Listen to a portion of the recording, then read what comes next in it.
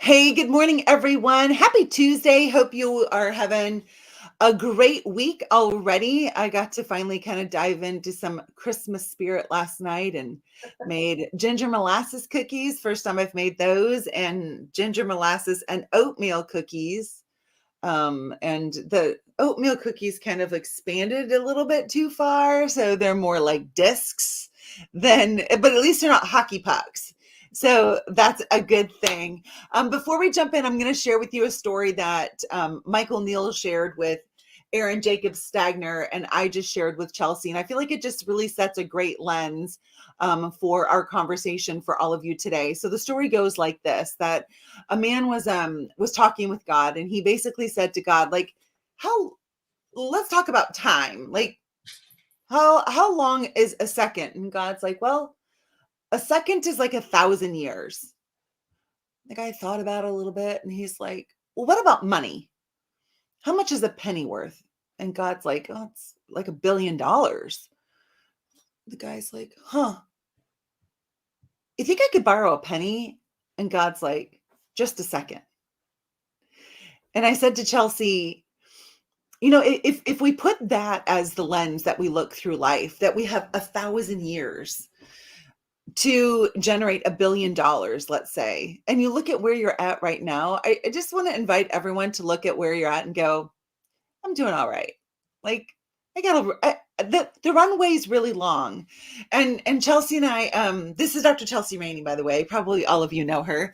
One of my favorites of all time. And we were talking about how motherhood changes you. So Chelsea gave birth to her first daughter this summer, and it's been really fun to know Chelsea as a married woman who then she and Megan adopted Sweet Pea Peyton, and getting to see that process, and then the journey of pregnancy, and it actually wasn't always just so sweet. Mhm. There was a pause in there. So let's jump in. And what does our community, Chelsea, need to know about chiropractic and fertility that most probably are really clueless about? Oh, how long do you have? No, I feel like so many more people are turning to chiropractic and natural health when it comes to their fertility journey. So, I was thinking about something the other day. This is a kind of a guilty pleasure of mine, but I love Celine Dion. You probably didn't know that about me. Oh no, I There didn't. Yeah, but I remember being really little and reading about her going through her IVF journey because her husband was like, 30 something years older than her. So she Yeah. used IVF to get pregnant. And I was like, gosh, wow. I mean, I remember it vividly. I was like, this is really crazy, that people can do this to get pregnant. And so it was so rare. So think about how growing up, how many people you knew that did IVF. And then think about now, how many people are turning to IVF and fertility techniques to get pregnant. I mean, it seems like almost everybody I know, right? So many people.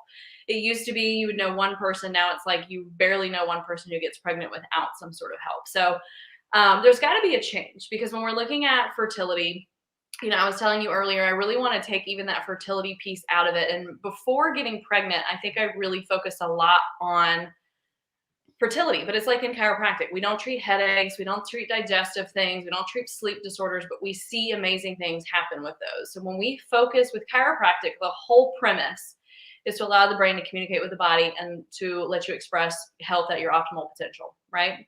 So if you're having issues with fertility, you're obviously not expressing health at your optimal potential. We're designed to create babies, right? That's what we're designed to do. So looking at chiropractic, that obviously is going to help remove stress in the body and allow the body to function the way it's designed. But what I really want people to focus on isn't let's get pregnant. And I've studied with Marcia Schaefer for years, and she's always like, don't focus on pregnancy because then once you're pregnant, what are your results, right? And so if you're focusing on pregnancy, we can do IVF, we can do IUIs, we can get people pregnant. But then we're seeing these babies that are born sicker than ever. They're having more issues than we've ever had. Our health in children is not getting better. And so we have an opportunity in chiropractic to change that. I think so many of us focus on let's get the babies into practice and we can create these healthy babies. Well, let's focus on creating healthy parents. And I really, really, really am hopeful and the millennials who are starting to reproduce, because I think that they, through everything that we've gone through with COVID, are really taking a pause and saying, what can I do about my health? There's got to be something different. What we have done in the past isn't working.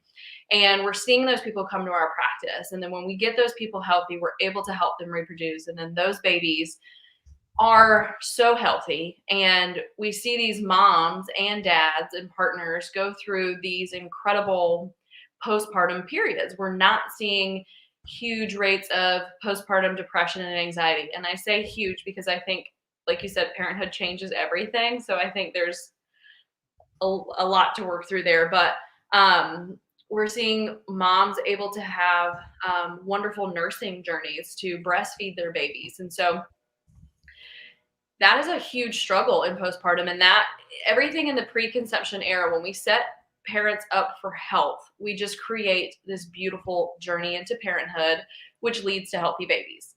And then the best part of that is we have taught these moms to trust the healing potential of their bodies. And when a mom can trust the healing potentials of their bodies, they have incredible births. I think that's where that trust in moms really starts, is that they can birth, they can do hard things, they can birth their babies. And then after they birth their babies, what really throws you the first time as a mom, even as a doctor, is when your child gets sick for the first time, right? You want to fix it, you want to help them. And all of a sudden, even as a chiropractor, you think of all these things that you've heard, like, oh, let the fever do its thing, let your baby be sick. But you have to really, really trust the body's ability to heal, to step back and let that happen, right? So let's pause right there for just a minute. And I want every young parent to hear this. It's okay to doubt. It's okay to have those feelings of, am I even doing the right thing? Like it it's perfectly common Mhm. to wonder, am I doing the right thing? Even the vaccine issue, right? Like I remember being steadfast, and then my kids would become symptomatic. I'm like, oh my gosh, what did I do? Was I just being dogmatic? Was I like, and we start questioning ourselves. And I just invite all of you, like, lean into the questioning. It's okay. And that's why it's so important to surround yourself with individuals who can be there with you on the journey and be honest and be like, it's okay. I had that thought too. Like, I remember once Micah was an infant and had like the whole like rash thing. And then Samson was, symptomatic. And I remember thinking, oh my gosh, if I was just a medical doctor, this would be so easy. I would just give them some drug. Mhm. Right? Like in that moment. Yeah. And in that moment, I just felt so helpless because my kids were suffering. So what did I do? What every chiropractor does: check them all night long, all night long, all night long, hydrate, hydrate, hydrate. And by God's grace, innate intelligence turns this around. So it's almost like it's like in transition and childbirth. Mhm. In that moment where you're just about ready to say, hook me up, baby, that when someone can be there for us to stand in the gap. And it's the same thing here. And I know you do this for your moms and you do this for your practice members. So thanks for bringing that up about, like, Well, we all have those fears. yeah, and I think too, that's why I've been really committed to re-engaging the moms groups in my practice, because what I'm seeing is we're having these people who are coming, whether they're wanting to get pregnant, wanting to get healthy, or they have one of my most recent patients is this mom who's had this radical change in her life and is like, I have not done right by my babies. I need to get them healthy. And it's amazing to watch. But she has no support. And so we're seeing all these black sheeps in their own families coming to our practices, doing something against the norm, especially right now in the media, right? And they're doing what's in the best interest because they're constantly questioning things. But it is really hard for them to stand hard in those decisions, in those moments, without support. And so that's where things like the boot camp really come in for us as chiropractors, because I know I have been on the phone with my chiropractic sisters more than ever these last 6 months since Carson was born. Like, am I doing this right? Because I don't want to ask people who don't have the same paradigm that I have what they would recommend, because you're going to get all these different types of opinions. So, it's really important for us in our practices to engage those parents and create the tribe for them so that they know you're not alone. There are tons of moms and dads who are thinking like you do, who trust the innate potential of the body. Let's get you guys together and create your own tribe. So. Mhm. And that's why it's also so important to have that community, right? To build that community within our practices, and community, whether it's during their first visit, introduce them to other practice members on their second visit, on their third visit, to always be looking for when we can make those connections, to give them the resources, like, this is what I read to come to these decisions, and I invite you to read the same. Like, don't just take my word for it. Here's the stuff I read. Yeah. So Chelsea, you were speaking at the PEDS boot camp February 24th through 26th at Sherman College of Chiropractic. What's so special about the PEDS boot camp, about doing a boot camp event? And this year, what can everyone anticipate from your CE portion? Last year was so much fun to speak, even though it was a rough weekend for me. But it's just so fun. What I love about your boot camps is that you have those of us who are in it speaking. And so it's really this community of people. I love that you have the boot camp house for everybody to come, because we all know anytime you're at a chiropractic seminar, those are where you learn the most, right? Where you have that one-on-one time, that downtime, kind of sipping wine in your pajamas, whatever it is, engaging with people who are out there in different levels or the same level as you. So from my talk this year, it is going to be very similar to the one I gave last year, but with a new depth to it. Now that I was pregnant when I gave the talk last year, which was really incredible to be able to do. But now that I have given birth, I have seen this work that we do on a whole new level of pregnancy, birth, and postpartum.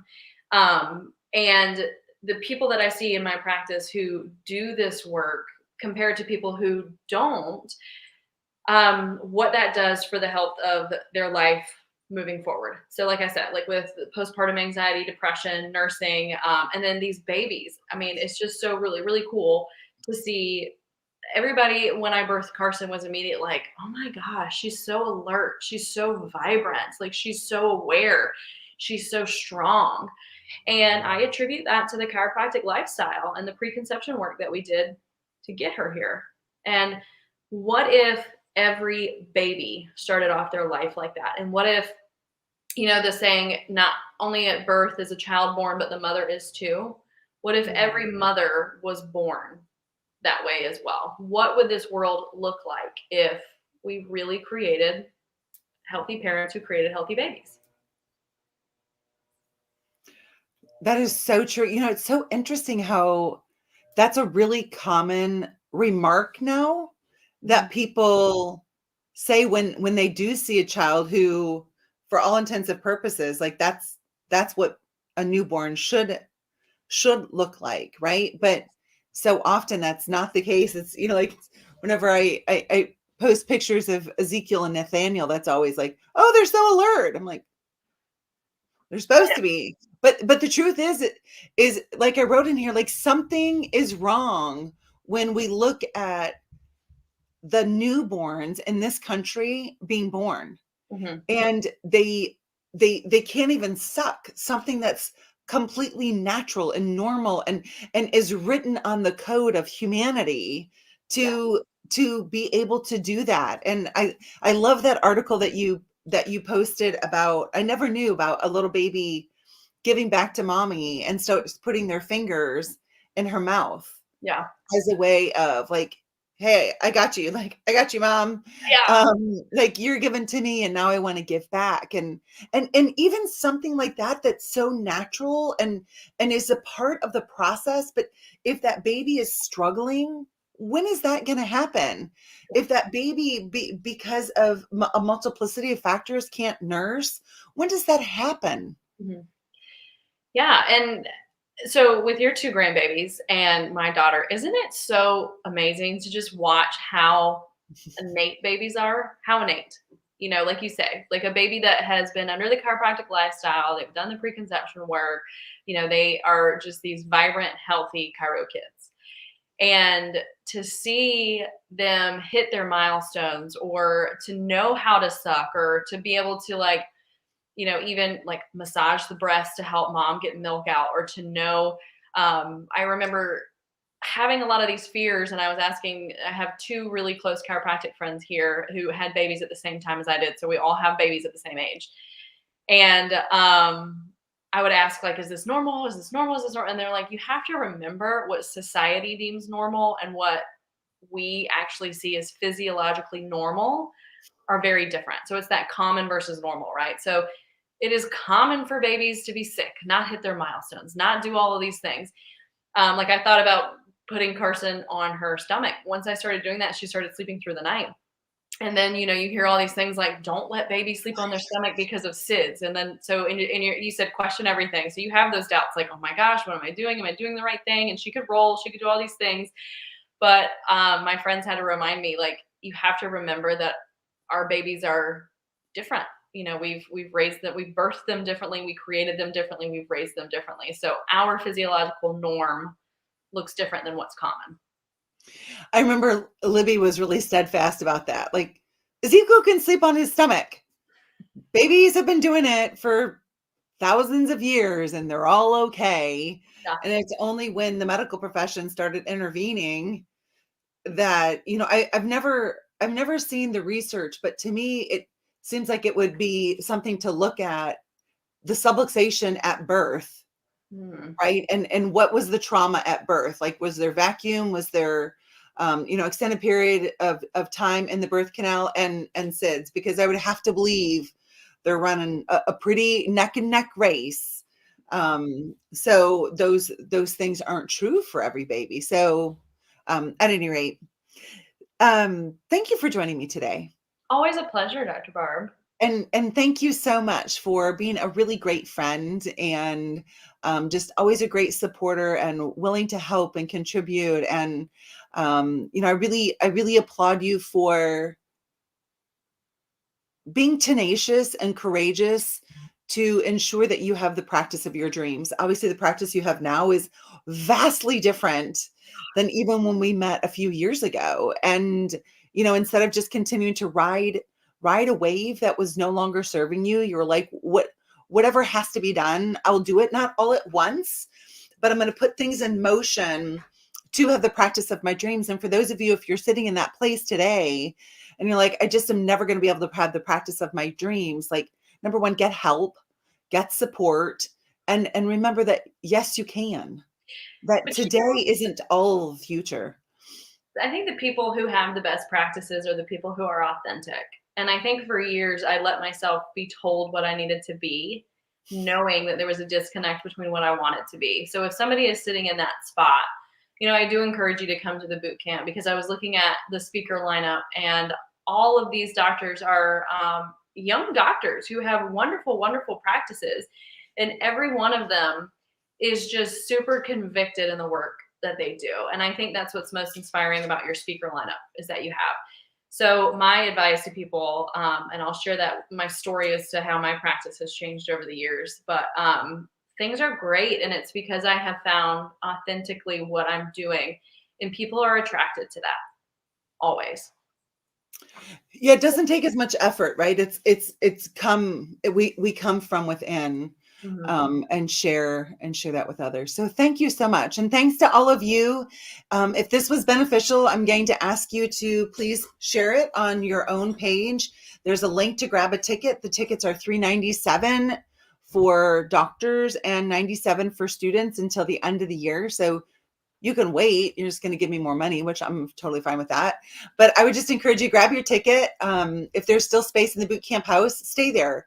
It really is an amazing experience. We're going to be together for 3 full days, and you will walk away not only with a notebook full of things to do, but a shift in your heart and practical application of how to apply all of this, so that Monday morning, your interactions with your practice members are permanently different, not just when you're reading your notes. So Much love to you and your wonderful family. Thanks, Barb. Merry Christmas. Merry See ya. Christmas. Bye. Bye-bye.